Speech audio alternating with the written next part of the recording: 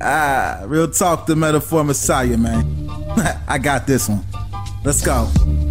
You ever seen the morning star? Mr. Metaphor Messiah, back to show you who we are. I represent a legacy, a pothead like the 70s, a different kind of mind. They say we only speak in melodies. What's going on, everyone? Welcome back to the channel. It's your boy, Dead on Dave, coming at you from Germany for your Wrestling Reportedly. Check it out, because you guys all know that WrestleMania season is now in the rear view mirror. And I think that we can all agree that it was a fairly successful season for the WWE. But the question always is, coming out of WrestleMania, where do you go?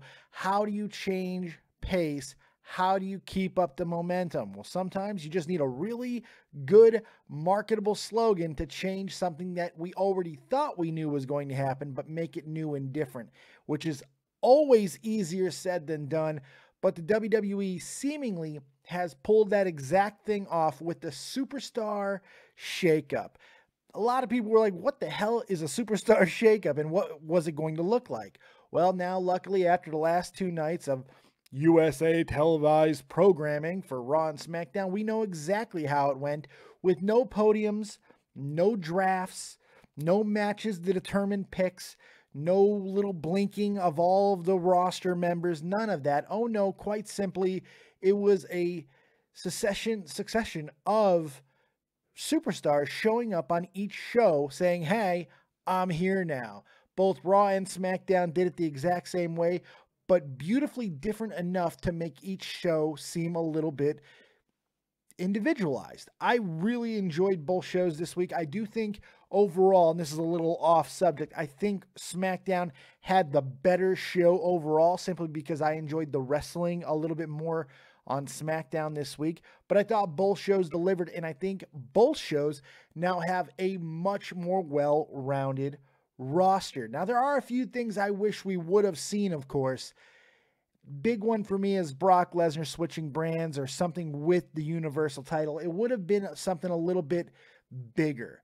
But part of me is also a little bit glad that they didn't automatically go with the big title stuff to make it seem bigger than it needed to be. This way, they were able to say, you know, our core stuff is still in place and we didn't have that big of a problem to overhaul, but we can make everything else look a lot bigger and brighter than it was. So I would have liked to have seen Brock Lesnar switch brands, or that WWE title switch brands. Of course, everybody was talking about AJ Styles switching, but I think ultimately him not switching might be far more intriguing, especially with what happened on SmackDown and him becoming the new #1 contender for the United States Championship. Now, I can already hear people complaining, though. I can hear it. Oh, he's going to the mid-card, Dave. He's going to the mid-card, and he's going to be lost in the mid-card shuffle. No, I believe he's going to elevate that mid-card, because I think we're going to see something new out of the world titles on each brand, to where they become a little bit more of a station. It should be more important, but those working man titles, those mid-card titles, I think are about to take on a much greater importance, and having someone like AJ Styles in the mix for one of them certainly does help. And I think that we're going to see something very similar happen with the Raw mid-card championship being the Intercontinental title held by Dean Ambrose. Lots of good stuff there. AJ would have been something that would have been nice to see, but only for a momentary pop.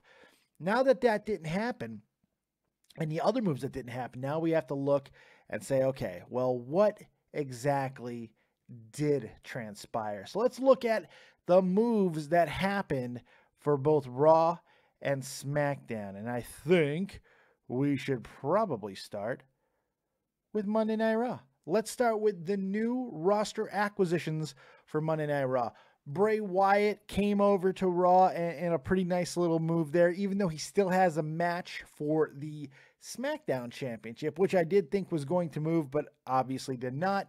I do like that Bray Wyatt's coming over to Raw. It's a nice change of pace, so that's pretty cool. Dean Ambrose also over there with the Intercontinental Championship. It's a smart move to make. You want to take the most important titles for each brand that is not the world title and make those switches, kind of put them where they belong. I think they did that. Alexa Bliss adding some new flavor to the Raw women's division that desperately needed a shakeup, and I think they got it with Alexa Bliss and Mickie James. The Miz and Maurice coming over, I really like this move. I think that they're coming off of arguably their most successful run, certainly together, but even individually, I think that they have not done anything better in their careers than what they've been doing as of late. Still a little inconsistent for my taste, but overall, The Miz has definitely probably no more valuable than he is at the moment. And yes, I just said definitely probably. Eat it. We also got a few minor moves for Raw, but I think that could develop into something down the line. Kalisto coming over. I think a lot of people expected Kalisto and Sin Cara to reunite. That won't happen, and I'll tell you why in a moment. Apollo Crews. It could be a brand new, fresh start for Apollo Crews. They got him completely wrong on SmackDown, really by even bringing him up as early as they did, but now they have a chance to kind of reset all of this. This is a good opportunity, and he could definitely make some waves on Monday Night Raw. Beauty and the Man Beast, Heath Slater and Rhino coming over. Are they going to be individual? Are they going to be a tag team? Not really sure at this moment, but they definitely add some depth. Kurt Hawkins. I feel like Kurt Hawkins is so underutilized. There's still something there with this guy. I believe it. I'm probably wrong, but we'll see what happens with him. David Otunga on the announce team. This was a move that at first I was like, I don't like this because it's just a lateral move. You're taking the token black guy from both announce crew and you're just switching them. Neither one of them are very good, so why does it matter? Well, Byron Saxton being over on SmackDown, I think I automatically noticed just continuity change, and I like Byron way better on SmackDown than I ever have on Raw. And I'm hoping to see the same thing with David Otunga next week on Raw, and we will find out. The other move that didn't get a lot of play, but certainly just a little passing note that could turn into something, Elias Sampson, the Drifter, is on Monday Night Raw coming up from NXT. The only NXT move, I believe, that happened from either brand during the actual Superstar shakeup. We saw other NXT moves the week before, but this is the first one that we actually saw anything happen from NXT on the shakeup, and it's Elias Sampson. Before everybody gets mad and throws stuff at the screen, Elias Sampson's got a very good look to him, and I think he has some natural ability. I do like him a lot. I hate his gimmick, but we'll see what happens. He's a guy who could do something a little bit more than I think that he already has. So hopefully that's going to happen. So those are the Raw moves. And I think that a lot of people were looking at it and go, wow, Raw really got a great haul. And some people might argue that they got the better haul. I think they got the bigger names overall. But for my money, I think the bigger bang for the buck was for SmackDown Live. I absolutely loved SmackDown's haul. I think it's more impactful. I think the SmackDown haul is going to have more resonance down the line. So let's look at what SmackDown Live did, what they accomplished. Kevin Owens Show. That's right. The Kevin Owens Show is now exclusive to SmackDown Live. A clean shaven, well, sort of clean shaven, a little scruffy, but still far cleaner shaven than we've probably ever seen him in WWE. Kevin Owens with that United States Championship. Really good first impression for SmackDown. Their great first move. I loved it. Thought it was very well done. Glad to see him there. And you know what? They introduced him properly. That's what I like so much about it. And that's why I think the more impact is going to come from these superstars. It was brilliant with Baron Corbin and then Sami Zayn and AJ. The whole thing was awesome. Set up a great main event for the night as well. But it was just a fantastic moment to see old mix and new mix of stars and one rivalry that seemingly will not go away. But they played it well. And I thought it was very, very well done. So I was very happy to see that. Charlotte Flair, possibly the biggest move that happened. Very possibly. Charlotte Flair might be the most money superstar on this list. She is ridiculously marketable. She's a heel, but yet she gets great crowd reactions. They've kind of limited her speaking ability as of late, which I think is a good move. Her look is incredible. She's only getting better in the ring. She's still relatively young to the business. She is coming into her prime, and SmackDown got an absolute steal. It's a boon. It's a great move to have Charlotte on SmackDown, away from all the stuff that we've seen her kind of be in repetitive mode. Now she's got a chance to really elevate SmackDown in a way that we haven't seen that women's division do as of yet. She brings instant credibility, and I am excited to see what she's going to do and how she develops with SmackDown. The New Day adds a little flavor to that stagnant tag team division. I don't care how many times JBL says the tag team division is stacked. It's simply not true. The New Day, very similar to Charlotte, they bring instant credibility, recognition, and just entertainment value to the show. They also bring to it is just establishment. They are an established presence that we know how entertaining that they could be. So having them on a new show seems to be the right move. Really, there's nothing else you can do with the New Day. So having a new challenge of them winning the SmackDown titles makes all the sense in the world before they inevitably do break up. It will happen eventually. Not sure when, but the money's still coming in. 12 shirts. 12 shirts the New Day has gotten. Jesus. 12, and they all sell. Every one of them. Unbelievable. We talked about Sami Zayn already. I like him on SmackDown. There seems to be a lot better matchups for him. I think that he's not going to get lost in the shuffle as much as he does on Raw, and I believe that we're going to just see more of just the unbelievable in-ring ability highlighted on SmackDown with Sami, so I'm very excited about that. Rusev coming over to SmackDown in kind of a do-nothing move in some ways because he's hurt at the moment, and his value is just tanked to the extreme.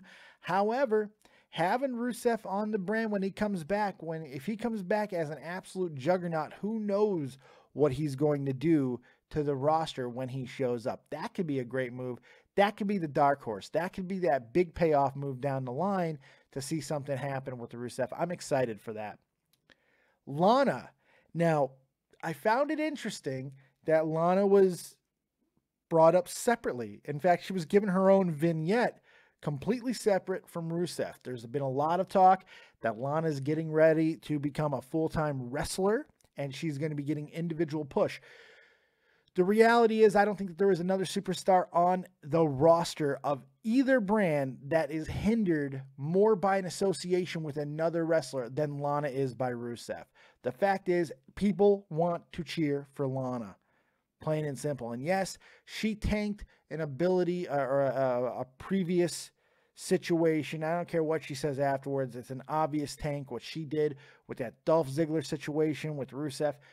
I really don't like that. Going in business for yourself, I do not like. I'm not a fan of, and I'm simply not going to give her a pass on it. But enough time has gone by where I think it's okay and we can move on. Hopefully she's not going to repeat history and we're going to be able to see her really get over, because man, is she gorgeous. And she's fairly athletic too, man. This could be a lot of fun. It could be something just different for the women's division. So I think it's actually a good move. Sin Cara coming over to SmackDown. No reunion with Kalisto. It is what it is. Will Sin Cara be able to do anything on SmackDown? I couldn't tell you. We'll see what he does at, Hunico, obviously. But we'll see what happens with him. It doesn't hurt. It doesn't really do anything. It's just a move for depth, and that's completely fine. As is Jinder Mahal, who hurt Finn Balor the other night on Raw. Man, with those stiff shots. Finn might be actually hurt. Apparently he has a concussion. Not good. Way to go, Roydy Mahal there. Excuse me, I'm sorry. That's inappropriate of me to say. He has not failed any test as of yet. In Jinder's own words, he's never had an issue with the wellness policy. Not exactly a denial, but everything else is just being, speculation and all that. So I can't say anything. The Shining Stars with kind of a new look, a little more badass look and attitude. Shining Stars, watch out for them because they are fantastic workers. And I don't think I've ever seen them use the finisher that they used last night, the power bomb into backstabber. Really, really liked that move a lot. Tamina Snuka. She's old. She's never been able to get over. She can't stay healthy, but she's still got a badass look to her. So Tamina could do something that no one's going to expect, and it could be fun to see. Byron Saxton, we already talked about. I really enjoyed him with his dynamic. Not getting shit on the entire show kind of helps. Look, I'm okay with the jabbing and prodding and all of that we see on, especially with Raw, but you bury your guy, and everybody thinks Byron sucks enough that you don't need to bury him all the time. And there was a lot less of that on SmackDown. It seemed to be a much more harmonious affair, which is kind of funny considering everything that's happening right now with JBL and Morrow and all of that. But it is what it is there. So for me, SmackDown is the winner. SmackDown wins hands down. And I don't even think it's all that close. Both shows are going to flourish. Raw is going to continue to be the show that it is, but SmackDown, especially with these new acquisitions, has a chance to be something extremely special. So that's what I'm looking forward to. Now, all that being said, neither Raw nor SmackDown is my ultimate winner. Neither anybody on the brands that switched, nobody is the winner of the Superstar Shakeup, which I'm going back to last week. And I'm going to kind of ignore the official debut last week, and I'm going to mark this week as the true debut for my winner of the Superstar Shakeup. And really, you're all the winners because, and if you're a fan of this show and you've been watching a while, this should not come as a big shock to you, Shinsuke Nakamura, the King of Strong Style. Yes, he did officially debut last week, and some people really enjoyed that debut. I liked it in some regards. I felt it was unnecessary. This week felt like a true introduction. He almost got physical. They also gave him his first feud storyline with Dolph Ziggler, who is a perfect first opponent. It's going to be insane. And the one thing I want to highlight on is, did you hear this crowd? Now, a lot of people dismissed his reaction that he got last week coming off the WrestleMania crowd. This was a completely different crowd, a Boston crowd that was hot and cold. And let me tell you, they ran nuclear hot for Shinsuke Nakamura. There is no doubt in my mind that this guy is the next big thing. This is the guy. He's going to be, in my opinion, the next 3 years, 3 to 5 years for Shinsuke Nakamura is going to be a run of the same like of John Cena in his prime, The Rock, Stone Cold, Triple H. He's that over and he's that good. I don't care. Go ahead, come back at me and say that I'm filleting the hell out of him. I don't care, because I am. He's amazing. The fans love him. He didn't have to do anything and got that response that he got last night. Absolutely incredible. I'm so excited for the future of SmackDown simply because Shinsuke Nakamura exists. And now that not only he exists, but he exists in the same world and realm as AJ Styles, the inevitability clock ticks now. Boy, do we have some incredible matchups waiting for us. Whew, I'm so excited. AJ Styles, Kevin Owens, Sami Zayn, Shinsuke Nakamura again from a rematch of their NXT match. Shinsuke, Kevin Owens, Shinsuke, AJ, Shinsuke and friggin' Dolph Ziggler, Baron Corbin and Kevin Owens. Oh my goodness, the possibilities that are here are absolutely incredible. It's going to be fun to see. So SmackDown wins, but the biggest winner here is Shinsuke Nakamura. Well, that's it. Those are my winners, losers.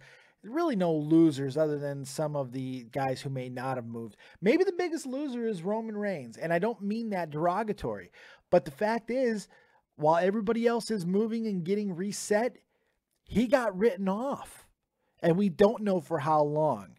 We don't know if this is just a cooling off or if this is something else. Is it a rebranding? Is it because they did not like the response that he got last week? Is it a punishment for simply standing there with so many people praised, which I will never understand? I will never understand praising a man standing there for 10 minutes and getting booed at. You cannot do it, not on a televised show. You can't do it. It's ridiculous. It's ridiculous to let them scream obscenities at you on USA television. I guarantee they didn't like that. You got to shut that shit down. And Roman didn't do that. So I'm wondering if there's more to this story than we're already thinking, but we'll see. So loser-wise, that might be the biggest loser. The fact is everybody else moved. Everybody else had a big pop. Everybody else got new storylines. Roman didn't. Roman not only got written off, he got written off in a storyline that has been going for a long time. So when he returns, he almost absolutely has to address that storyline with Braun Strowman. Not that that is necessarily a bad thing, but I'm hoping we're going to see a good long time, maybe a month, maybe longer, of no Roman to kind of let people calm down about the entire situation. So that's my opinion on everything. Tell me what you guys thought. I want to know who you thought won. What's the better brand now? What are you most excited for going forward? Raw, SmackDown? Who are you most excited to see? What matchups make your nipples hard? Let me know. Hit me up in the comment section. And of course, in my Discord, you can find that link in the description box, and my Twitter at DeadOnDaveV. Don't sit on your hands. Use them fingers and type to me. Tell me what you're thinking. That's all I got for you, though. Thank you for joining me on this Wrestling Reportedly. We will see you next time right here on Dead on Dave Productions. Like, subscribe, and share. And as always, if you don't have talent, have talented friends. We'll see you next time, and peace. Here's your winner,